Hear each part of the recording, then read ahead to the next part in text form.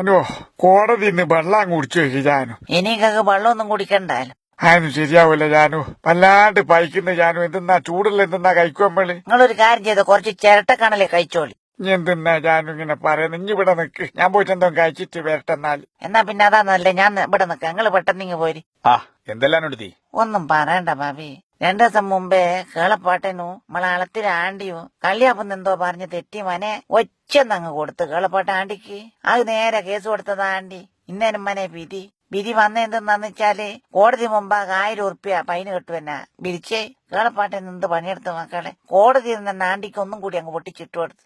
Judge വെച്ച് ഇതെന്താ കേളപ്പ ഇങ്ങനെ പൊട്ടിച്ചിടുന്നു. അപ്പാട് കേളപ്പാട്ടൻ പറയുന്ന, ജഡ്ജി അതെന്റെ അടുത്ത് 2000 ഉറുപ്പ്യന്റെ ഒറ്റ നോട്ടായിട്ട് ചില്ലറിയില്ല, അതുകൊണ്ട് അത് കണക്കായിക്കോട്ടെ എന്ന് വെച്ചിട്ട് അടിച്ചതാണ്.